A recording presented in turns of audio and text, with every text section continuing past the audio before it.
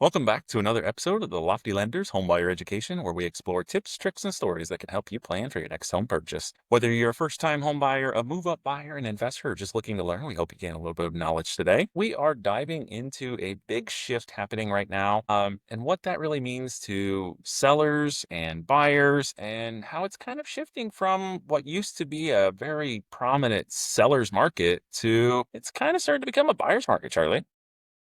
It's been interesting to watch because, I mean, we love once you own the property for the sellers to have multiple buyers fighting over your house, but it makes it hard on the buyer's side. So it's kind of nice to see that shift come back because there's a lot of buyers in the wings that have been getting beat out, and now there's a little more opportunity. I love it.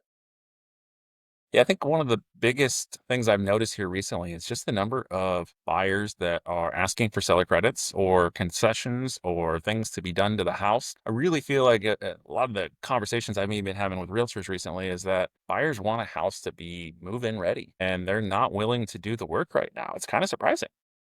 It is to me because I've never bought a house that really was everything I wanted. It had the potential, and I got to do it myself. But that has shifted, and I can appreciate not having projects. But that's half the fun of buying a house and making it your own. So it is a different dynamic. And like you said, we're seeing a lot of adjustments for either requesting things to be complete prior that the buyers don't want to do, or having those concessions so then they can basically hire it done right away after. Yep. So again, the question we're tackling today is what does a buyer's market actually mean, and how does it change the way you should approach financing? A seller's market means sellers have the leverage, right? There's probably low inventory. There is going to be high demand. Think of, the COVID years, if you will, where there weren't that many homes for sale. And I don't know the number of houses that I heard people saying they're going to put an offer at 10, 20, 30, $40,000 over the asking price because they thought that that was the only way they were going to be able to find a home. And it felt like it. Nobody could foresee the future and know that we were going to be back to a buyer's market in just a few years. But at the time, people felt like they needed to move up and they had to spend that extra money. Yeah, it was very strange with the quick shift of wanting to get your own walls and not being in, community living with the COVID era. That was one piece, but we've seen so much on the between social media and TV shows where everything's pretty and shiny, and the expectations just are a lot different. They want, as a first time buyer, typically they want the second or third home, but a lot of people have waited to buy too. So still a lot of pent up demand, but it's different. Yeah, absolutely. And I think I'm noticing too that a lot of the buyers that we spoke with 2 or 3 years ago are actually the ones that are maybe the most hot to trot, if you will. They've kind of been sitting on the sidelines thinking about buying a house and continuing to rent for a while, just kind of feeling things out. And, I just talked to another agent the other day, and definitely in some purchase points, there are home values that are no longer increasing. And in some spots, they're even decreasing just because there's not enough buyers in that realm still. So it's definitely a very interesting dynamic that's shifted here. I'm with you. And the more availability there is in that price point. And so if you can build the new house for the same price as the existing with the high demand of condition and amenities that the buyers want, founded or unfounded, then if there's more choices, the people who don't have the pretty shiny or the, current trendy, it can be a slight problem if it's not matching. And then, like you said, you might have to pay or offer a little less on what you're selling price for, or give more concessions, or hire the painter, or hire for carpet. You just got to pretty it up because the expectations on the buyer side is so different on being pretty and done. Right. And I think that's really the definition of a buyer's market is that more homes are available. There's fewer buyers that are competing for those houses. We're still seeing some, had somebody tell me the other day that there was 11 offers on a house. So we're still seeing some price competition and purchasing competition out there, but sellers are definitely becoming more flexible. And from a financing standpoint, a lot of people now aren't having to find a house, but they're maybe finding the house, and then they don't necessarily have to stretch out their budget as much just to get into a home. They can negotiate things and feel confident that if the negotiation doesn't go well, they can turn around and go find another house because homes are starting to come on the market that might fit their desires. And they also get to have time to make more smarter financial decisions and really understand their options before moving forward. Yeah.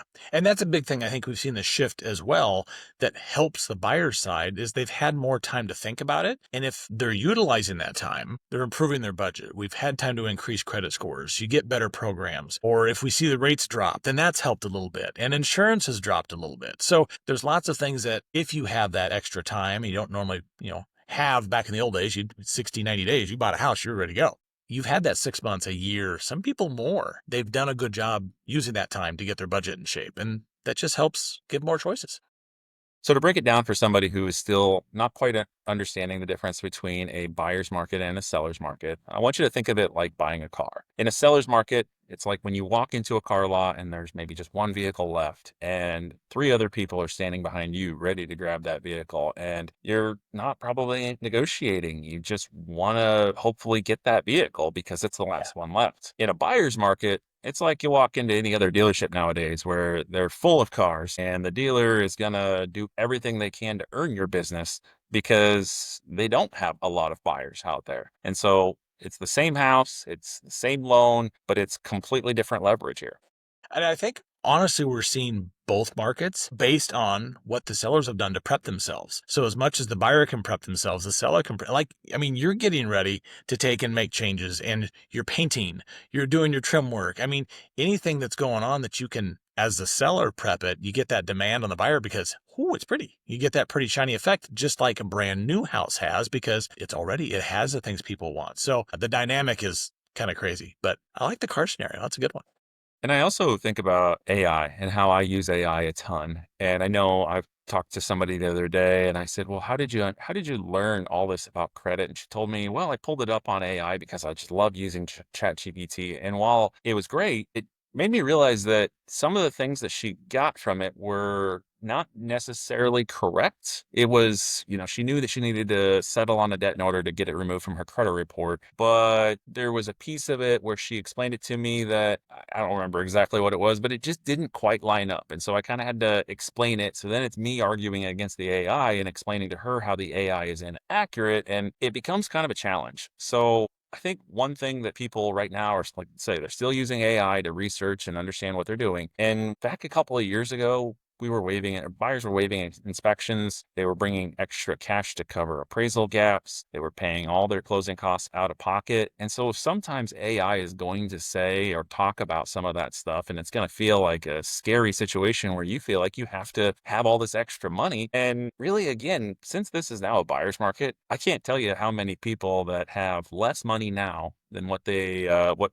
we were helping people buy previously, and we're getting them into homes. And it's encouraging because, we talk about home affordability being very difficult, but as long as we're not putting you into a terrible position where you have no money and you can't afford the home maintenance, we're all for helping you get a house. We want to see you in a home and we want to see you happy, but we want to make sure you also understand that your water heater might break right after your home warranty runs out and you're going to pay $1,000 to replace it. So you got to have extra money set aside.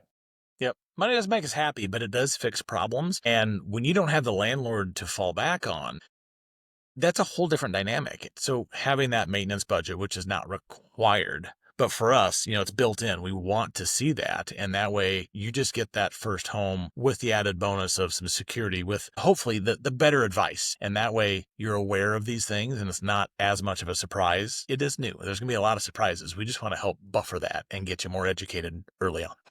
And another thing right now is that rates are obviously higher than what they were during COVID. And so people say, well, rates are higher, so therefore maybe that shifts you from a seller's market to a buyer's market. It really doesn't have anything to do with it. But with higher rates and more inventory out there, there is more negotiating power as a buyer. And analogy I actually came up with the other day for rates, and I'm really proud of myself for this one, is that interest rates are very similar to if you were going to invest in a company like Apple, for example. Apple is going to have their stock price going up and down every day. They're going to come out with either monthly or quarterly earnings calls, and they're going to get on that call and they're going to talk about all the things that are going right with the company, all the things that might not be going well with the company, whether they hit their mark, miss their mark, etc. Well, our market is very similar to that in that interest rates are bouncing up and down every day. I have people asking me, well, when is the Fed going to meet again? I want to know if the rates are going to come down. Again, we've talked about this before, but the Fed doesn't have a direct impact on mortgage rates. What happens with rates is, again, it is not going to line All up exactly. encompassing.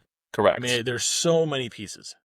Yep. So then if the earnings call goes well, or the Fed comes out and says we're cutting rates, we might see rates improve. We might actually see rates get worse, but that's just a whole other topic.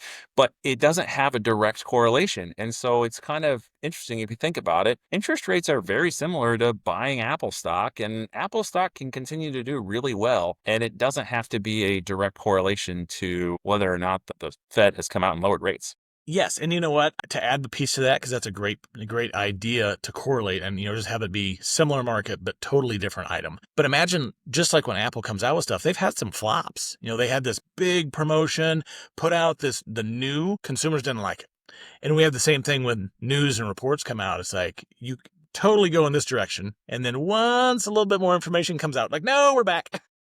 So you just never know because you got pomp and circumstance and shiny lights, and then you have the actual effect. And we have that in everyday life, but it's hard to remember that, especially when people look at rates, because you just assume they're going to go this way or going to go this way, and they don't. You're like this. And so some of it is just timing. But it's more important to time with the right house than it is the right rate, because right rate doesn't mean anything if you don't have the house that meets your needs. Absolutely. All right, so 3 actionable takeaways. I kind of look forward to this part of our show every week. So number 1, get pre-approved, but don't max yourself out. So understand where your limits are and know that you've got negotiating power.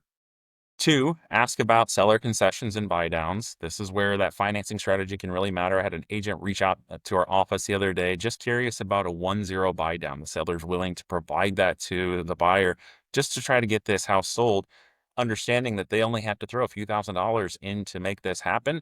And that buyer is going to save $226 a month in that instance for the buying this house for that first month. So kind of a neat way to set that up. And then finally, number 3, slow down and use your leverage. Understand that we are not in the same market we were before. You've got time. I remember the first time I went and saw a house, or we decided that we liked the house enough to buy it back in 2014 when Charlie was helping me with my mortgage back then. And I got a chance to see it. I got a chance to call my parents. They drove out from Eastern Iowa that weekend and they got to see it. My father-in-law, mother-in-law, they got to come and see it. I think we had 3 showings of the house before we officially wrote the offer. And I mean, there's still some regrets after that house, but we got time and we had negotiating power and we had all those things that we could use to our credit. And some of that stuff is coming back. So it's really good to see that. Yeah, I always struggled when people had to go look at a house and go buy it right now. Are you kidding me? I know what I want and I still want to sleep on it and chew on it. And having to move that fast, it's hard. Some people can do that. More power to you. Most people need to at least digest something when it's such a big item and a change. So it is nice to see that little bit of wiggle room. And I love the slow down and use your leverage. That's fantastic. Nothing's perfect, but use your resources, use the people around you, use the products available. That way you can find the right mix. It's good stuff. So at the end of the day, a shifting market doesn't mean a bad market. It just means it's a different strategy. Buyers who stay patient, understand their financing options, and use their leverage are in a stronger position today than they've seen in years. And we hope you enjoyed this conversation today and found it valuable. Be sure to follow us on all social media platforms and subscribe to the podcast for more exciting episodes. And remember, stay curious. We'll see you next week on The Lofty Lender.